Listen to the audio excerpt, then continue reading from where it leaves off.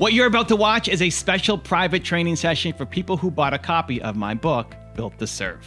Enjoy. Insiders, how we doing? Welcome aboard. We're ready. We're ready. You guys bought the book. I wanted to make it, have these sessions, whether it's me and Zan, or sometimes if I'm not here, just Zan, which is great, to just be a resource. It's important to me that anything that I make, that you actually get value and you're applying it. So, you know, you've read the book or you've bought the book. It's meant to be a resource for you. So I'm going to do the first 25 minutes. Zan will take over afterwards. There's always a theme. So the theme today was about best way to monetize when starting. And then it'll be open Q&A. Let's dive in on this. So the best ways to monetize at the start. The best way to monetize at the start is coaching. Yep. Now, Zan wants to be a coach. Zan is a coach. So he's, of course, going to say, yep. But even if you have no ambition to be a coach, the best way to start is still coaching. And there's a couple of key reasons for it.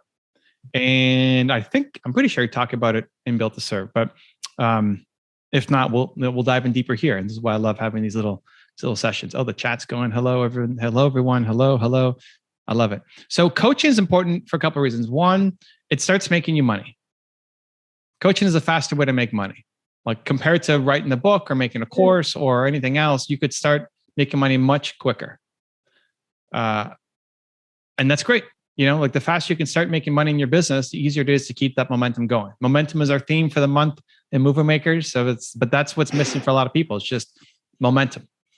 So it starts making you money. The other thing about it is it gets you close to your customers. And I think this is the big missing piece for a lot of people. You're only making something for who you used to be, which is great. That's what I say a lot, right? We're serving who we used to be. But until you actually try out your ideas on people, you don't know exactly how they're going to work. All of the ideas that work for you will work for other people, but they often require an extra level of sophistication, an extra level of thinking, an extra level of kind of stretching yourself, because how it worked for you will not be exactly how it works for somebody else. Like if Zan's going to help someone with confidence, how he went through and got confidence himself, that's great. He could teach that. And there'll be a certain percentage of people who will learn exactly the way that Zan learned.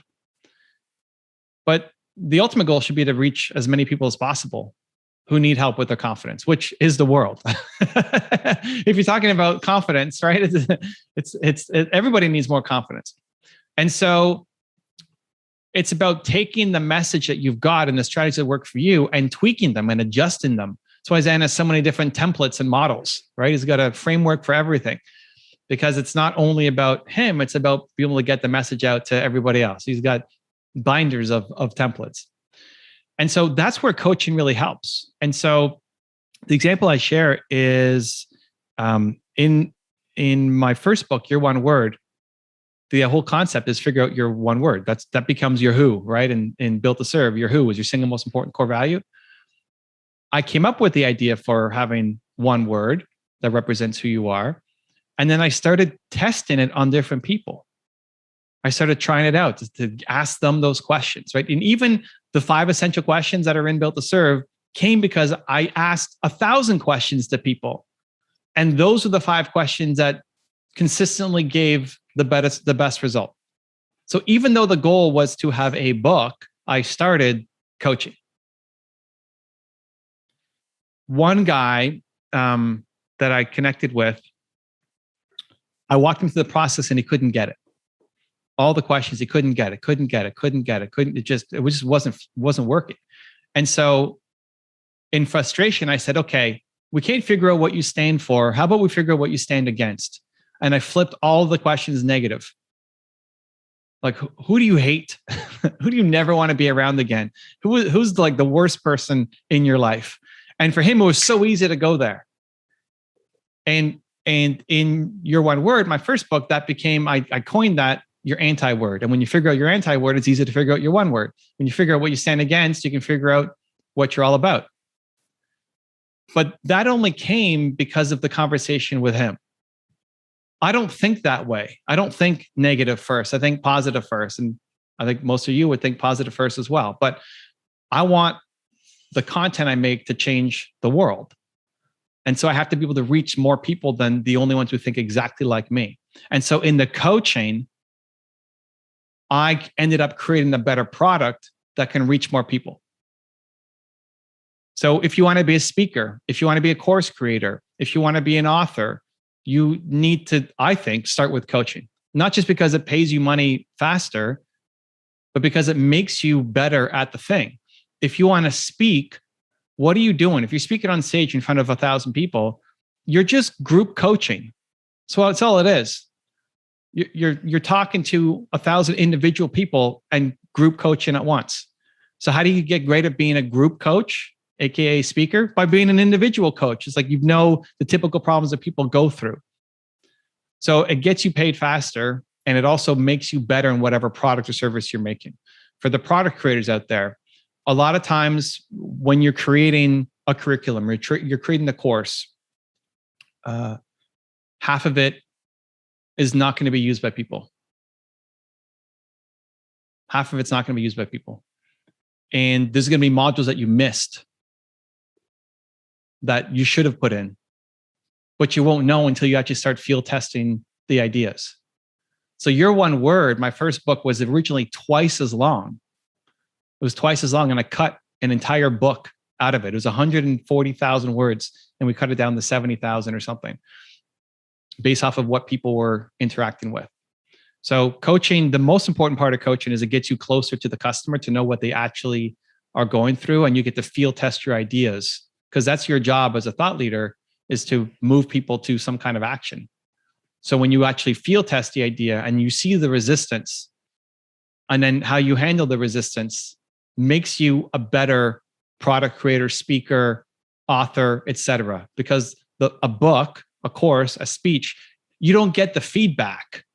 If you tell somebody to do something, you're going to get feedback to say, yeah, Andrew, but this. And then Andrew's going to have great answers to go and tell them, okay, but this. And they'll go back and forth until Andrew eventually convinces them, hopefully, that this is the right course of action.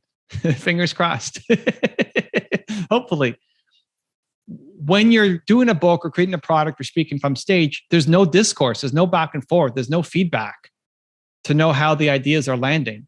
So you have to have done enough of the coaching to then bring into the book or the speech or the course. Like if Andrew's going to launch a successful book or speech or course, he has to know all of the yeah buts that people are going to have in their head and address them.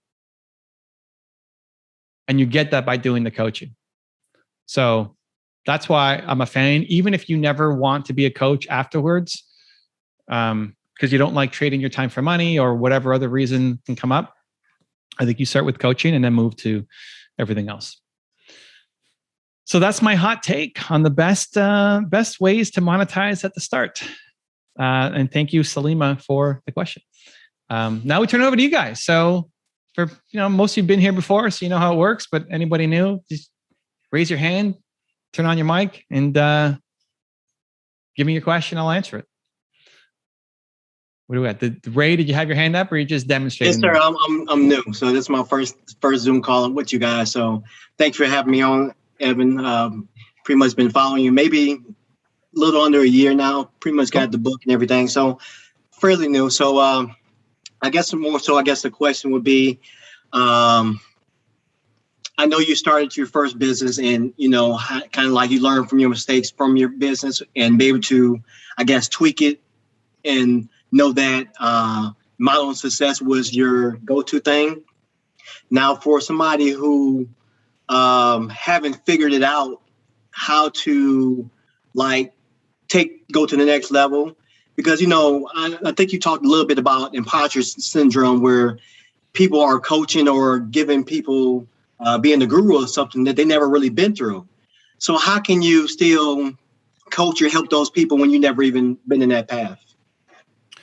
You see it as, I see it as a staircase of growth, right? So when you talk about like the next level, you've already gone through some next levels.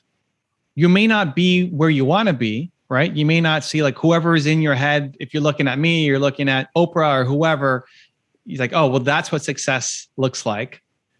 But compared to who you used to be, you've already done a lot of things. It just doesn't feel that way because you're always looking to the next thing. Is what achievers do. We look to the next thing, which is great. But listen, I'm not where I want to be either, Ray. Like I want to keep climbing. And that's good. Tony Robbins wants to keep climbing. Oprah wants to keep climbing. Like you're never done climbing. It's this infinite staircase of growth, which is great. Because if you hit the top, you start to hate your life. If there's no growth anymore for you, you're not happy anymore. And so it's easy to look. Imposter syndrome is looking at the people ahead of you on the staircase and saying, oh my God, I'm not there yet, so I can't share. Right? I haven't sold a business for $1 million. I haven't spoke on stage to 1,000 people. You're just looking at the people ahead of you on the staircase and telling yourself that you're not good enough yet. You need to just flip the direction. Like looking up should be an inspiration. That's what's possible. But instead of looking up all the time, we got to look back to where you came from. Okay. Because Ray from 10 years ago would look at Ray right now and be inspired. Ray from 10 years ago can learn a lot from Ray 2021.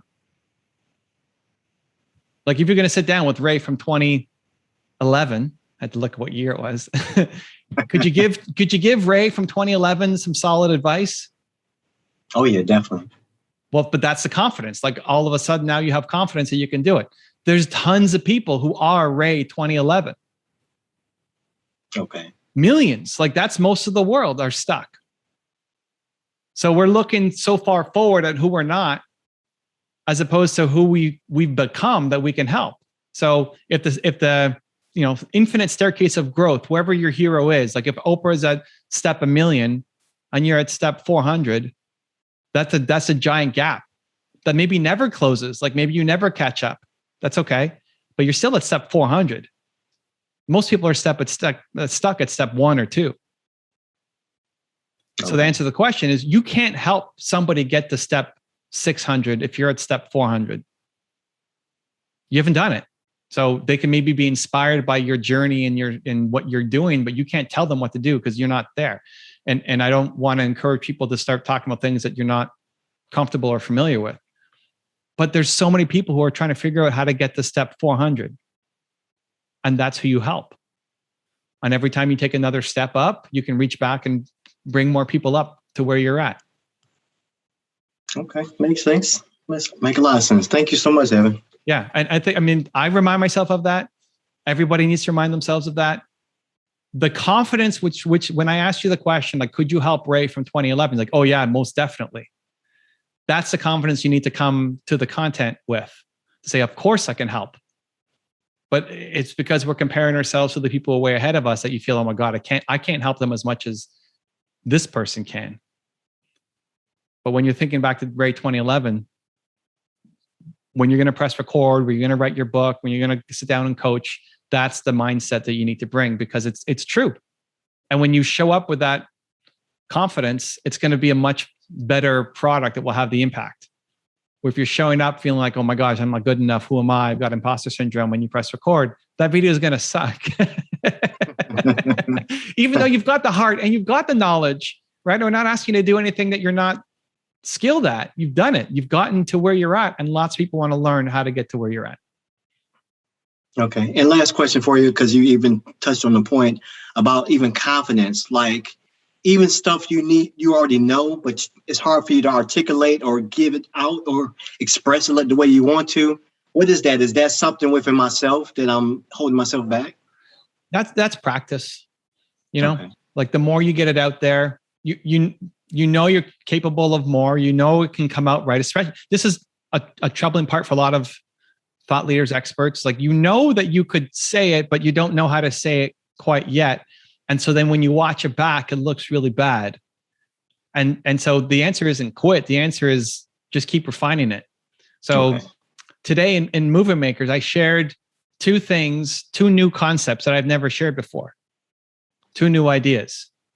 And it wasn't as perfect as it could be because it was the first time I was articulating it to somebody that wasn't my wife.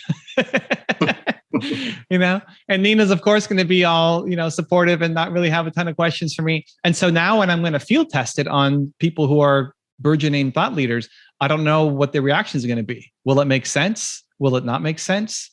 And so as I do it more, I'm just going to get better at it. These are like, some of them are foundational things that I'm going to talk a lot more about. And as I do, I'll know what the trigger points are. I'll know how to get people there faster. But don't judge yourself at the beginning. Like, just expect to suck.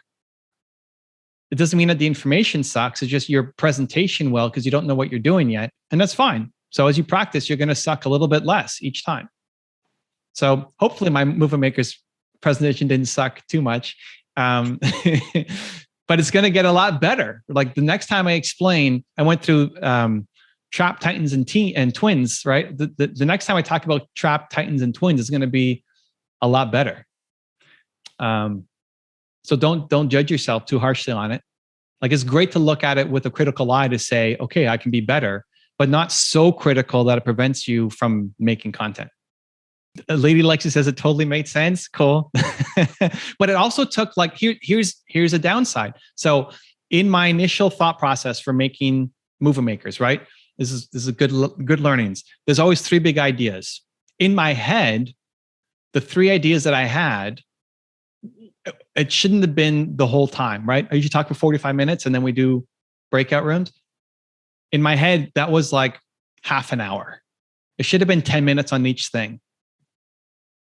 And then as a bonus, I put channel breakdowns. We didn't get to the channel breakdowns because I spent, air quotes, too long explaining the concepts. Now, I felt it was important, right? I didn't want to rush over it. And there were a lot of aha moments in the conversation, like, oh my God, this is the missing piece for my content, why I've been struggling. But it took me too long to explain it compared to what I thought I would be able to do. And so we didn't get to the channel breakdowns. Now, nobody's complaining and saying, oh my God, you said channel breakdowns, it didn't happen, you suck, I hate you, right? It was a great session. But I will get better at explaining those concepts. Just like today, I'm doing interviews all day long, interviews and shows and podcasts. And if somebody's asked me a question before that I've thought about, I have a not rehearsed, but practiced answer of like what I know will resonate with people. But when I get asked something that I haven't been asked before, I have to think about it. And those are the most fun. Those used to terrify me. Like, you ask me a question I don't know the answer to in front of an audience. I don't want to disappoint your audience. But those now become the most fun because it's the most challenging. And I don't have the most succinct answer for it. But I like the challenge of trying to figure it out, because otherwise you're just answering the same questions on repeat. Cool. What else? Hands up. Who's got a question I can help with? A quick question, I guess. You were talking about coaching would be the first kind of like way to do it. Like, how do you develop the coaching program? Do you just kind of like, what do you coach about? Or I guess you're coaching about. You coach about the thing that you struggled with, that you've gotten better at. Huh. Right. So when I asked Ray, hey, could you help 2011 Ray? He's like, most definitely. Well, how would you help him? You would give him advice on what to do. And where was Ray? I don't know Ray's story. I don't know where Ray was stuck. I don't know what he struggled with. I don't know what's going on inside Ray 2011's head. Right. But Ray does. And there's lots of people who are thinking those things. So how does Ray coach 2011 Ray? This is the whole thing. Like, how does 2021 Ray take 2011 Ray and get him to 2021 mindset in a way that doesn't take 10 years to happen? Okay. It took Ray 10 years to get here. Yeah. And part of that's because he had mentors and learned and read and is into personal development. So he's faster than most people. But the goal for Ray should be to help other people get there faster than 10 years. Okay. That's what you coach people through. That makes sense. That makes sense. Yeah. And at the beginning, so there was one entrepreneur who I coached and she wanted to be a speaker. I said, okay, great. You want to be a speaker? You got to go do coaching. And at the beginning, she's like, but I don't know how to coach. I don't have a degree or whatever. Like I know Zan's huge into the certifications and all that. I don't think you need to. I'm not anti it, but I think your heart is the thing that you need to pay the most attention to. And you just start by doing it for free. So she started doing it for free. When Jeremy started doing YouTube coaching, that he went from being, the stock boy clerk making minimum wage to now having a mid 6-figure business. inside of 16 months. He did free coaching. I gave him people from I didn't have movie makers at the time, but I had like, or maybe I did. Anyway, it'd be like, I give him somebody from movie makers. Okay, help this person for free. Go help Zen for free. Go help Tessa for free. Go help Bonnie for free. Because it's somebody super friendly that if Jeremy vomited all over his computer while he was explaining it, they'd be, they'd support them and be friendly and fun, and Zen and Tess and Bonnie, etc. You're not going to like be super hard on them, and it's a test to see how well the information comes out. To the point then when he started charging $500 a month, and then it became $1,000 a month. Right now it's $5,000 to $6,000 a month if you want to work with Jeremy. Right, that makes sense. I can do that. So you start with free, and then you work your way up. The goal, so when you start to charge, well, depends on how good you are, right? Like the goal should be, if you do a free session with people, they should be then asking, how do I keep working with you? Okay. Just before this, I was on a call with Drew, and we never do calls on Thursdays, but it got scheduled weird on my calendar. My assistant thought it was an interview. It ended up being a YouTube call. And it's somebody who wanted help with their YouTube channel, who was a friend of mine, who introduced me to somebody else to say, hey, Evan, can you help this person with their thing? They've got a question. On those calls, I always bring Drew in. Now they don't know Drew. So Drew does YouTube consulting as well, right? He got fired from his job during COVID. Now he's got his mid 6-figure business doing YouTube consulting. We do, on that call, I give them 2 options. We've got 25 minutes together. Here's your channel. I've never even seen a channel before. Here's your channel. We can either have Drew, who's here, who's part of my team, has helped a lot of entrepreneurs. He's got 3 ideas for your channel, how to grow. Or if you want to just ask us questions, fire away. Like, what do you prefer? Most of the time, they don't even know the questions to ask. It's like, how do we do well? So they're always like, oh, okay, Drew, yeah, tell us what to do. And then Drew tells them what to do. And then at the end, they're always like, how do we keep working with you? Well, if I wanted to hire you, what do we need to do next? There's no selling in the entire thing. I like that. But it's because we brought so much value to them that then they want to hire. It's like, I need more of that. How do we do it?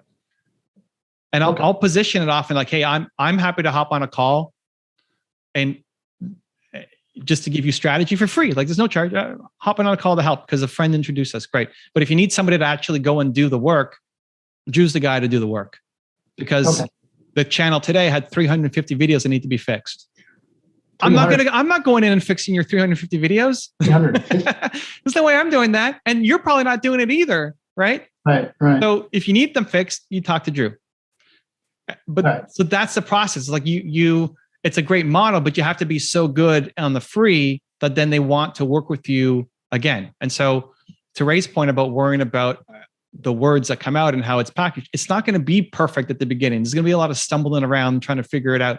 And you know that you could do a better job the next time, but that's where you fumble around and figure it out to the point where then people are coming back. For the woman who wanted to be speaker, what I gave her was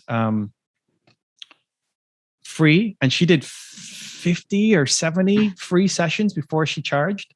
Wow. Because, well, how do I know when I'm ready to charge? You know when you're ready to charge when people ask you for a second call. Okay.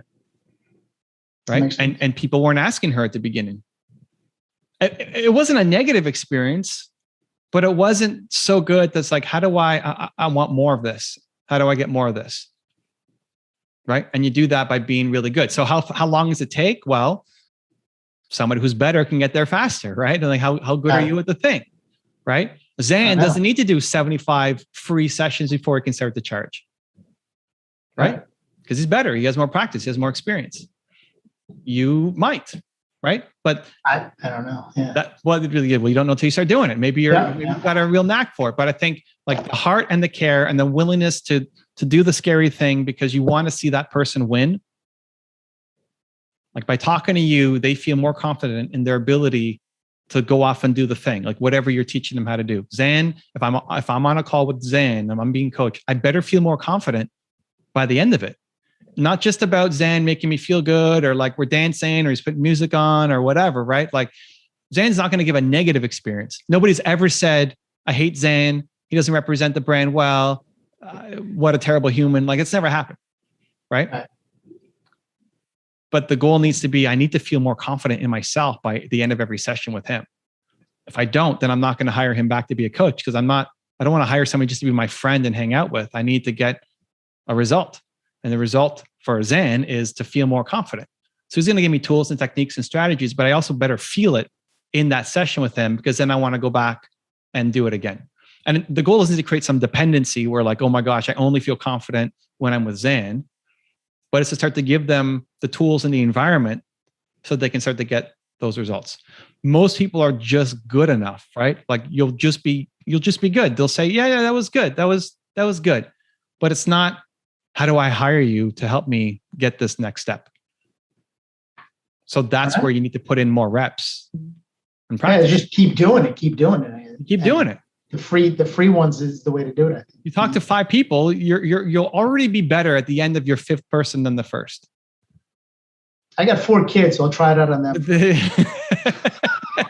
Kids may not be open to coaching as much as we'd like, but no, not your own anyway. But yeah, that's the process. Cool. All right. Thanks, Evan. Cool. If you want to get a copy of Built to Serve and join us live for our next training with me to ask your questions, you can go get the book right there next to me, right there. I'll see you there. I'll see you to get the book. It's a good one. Much love.